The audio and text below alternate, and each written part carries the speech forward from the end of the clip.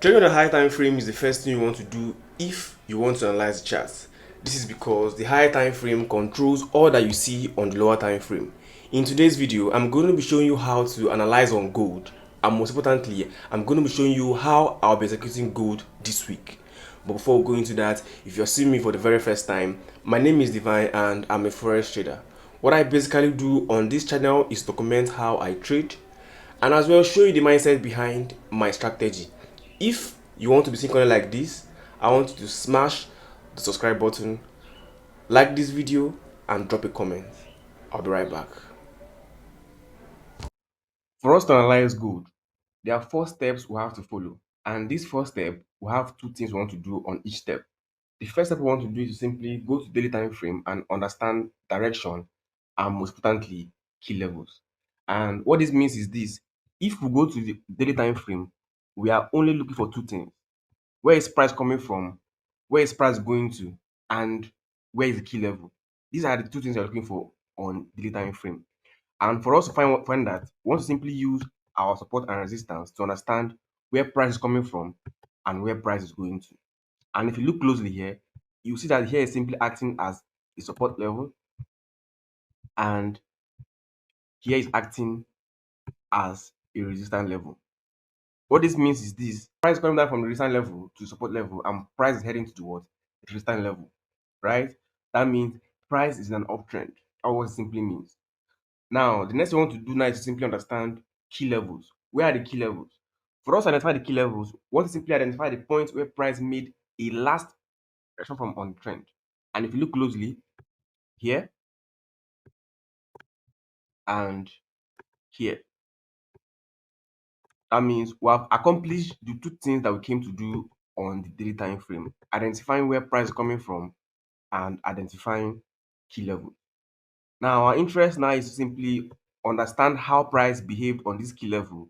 Then we can be able to know how we can join price to go to the uptrend, because price is simply going to the what? Uptrend. And for us to do that, we want to simply go to the 4 hours time frame, which is the second step, and identify 2 things.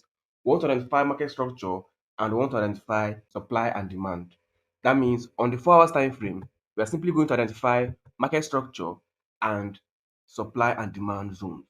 Now, for us to do that, identify the swing high and the swing low.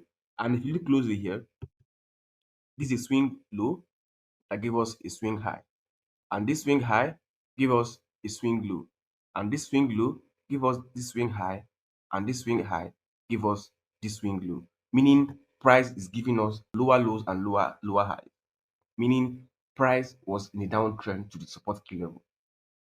Now, our interest now is to simply understand supply or demand zone that price was creating from this key level to this other key level.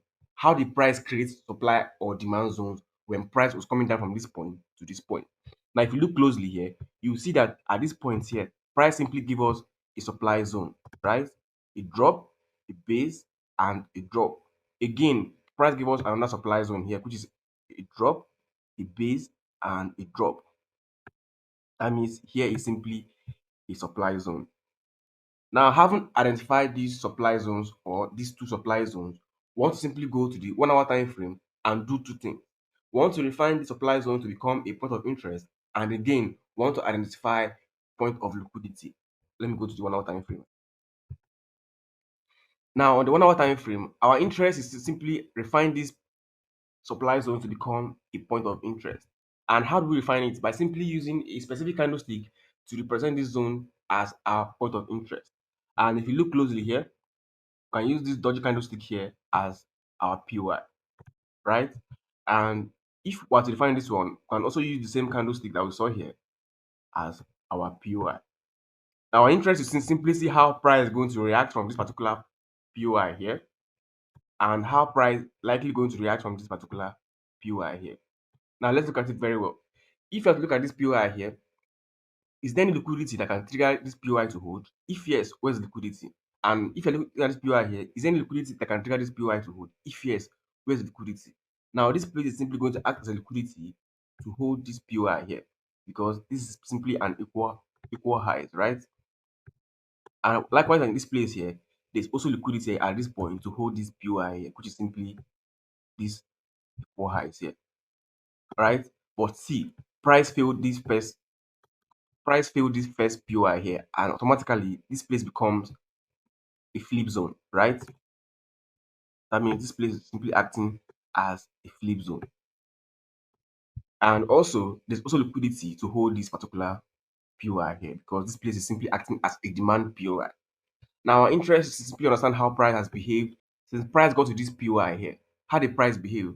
Now, since price got to this POI here, price gave us a change of character and price started going to the downside. And this is where price gave us a change of character, right? That means this place becomes a new high. But we don't know if it's a strong high or a weak high. But we are mindful of this particular high here. Now, if we are going to buy, we're going to be looking for price to simply take out this particular high here, and most likely this place becomes a strong low.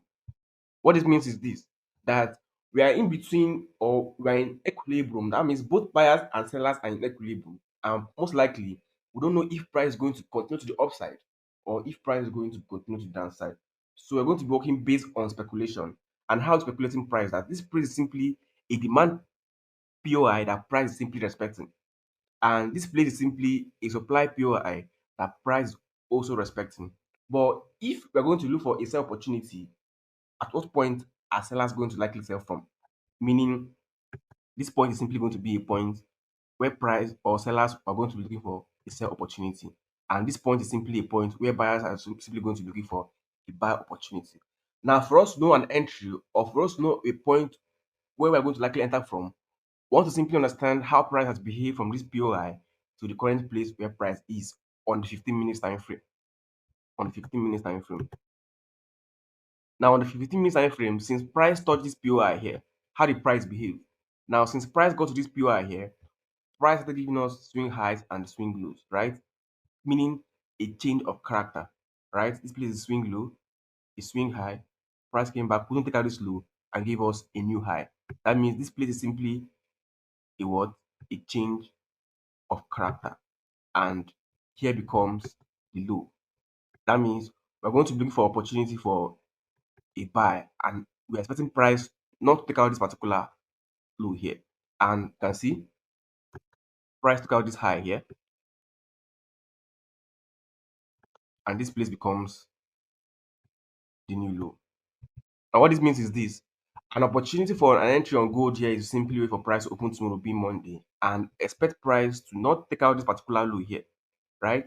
That means you want to be looking for a buy opportunity from this particular place here, from this particular level here. You want to look for buy from this particular level, right? Long from this level here.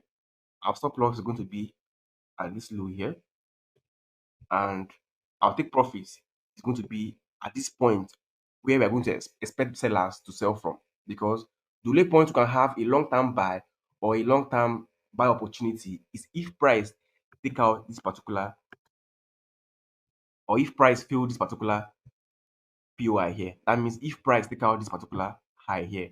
But so long price haven't taken out this price here, this high here, we're going to be looking for a sell opportunity. But price is basically reacting from the particular POI here, meaning that price is likely going to buy to this level here. And then if sellers are strong in the market, then we want to look for a sell opportunity. What this means is this: an entry on gold here is simply wait for price to open tomorrow being Monday.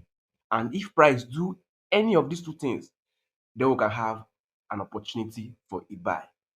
First, if price open tomorrow being Monday and price start going to the downside, get my marker. If price open tomorrow being Monday and price start going to the downside here, we want to look for a buy opportunity from this level here. If price gives us a change of character, and then we look for a buy opportunity to this high here. And if price get to this high here and price gives us change of character to the downside, we want to look for a sell opportunity to continue the sell, because we're only going to be bullish if price fail this particular POI here. Now, this is the first scenario that can happen, and then we look for a buy opportunity, right? And that scenario that can happen is simply hold on.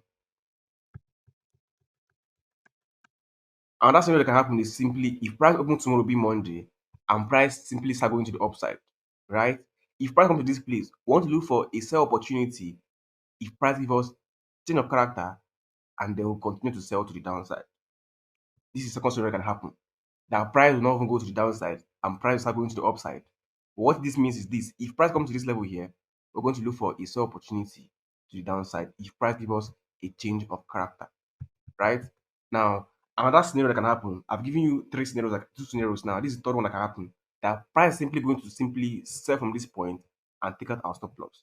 If this happens, we want to simply incur the loss and wait for price to come back to this level and then we'll sell. So in worst case scenario, we're going to look for a sell opportunity unless price simply take out this particular high here. And then we're going to look for a long-term buy opportunity on gold. That'll be all for this video. I'll see you in the next one. Peace.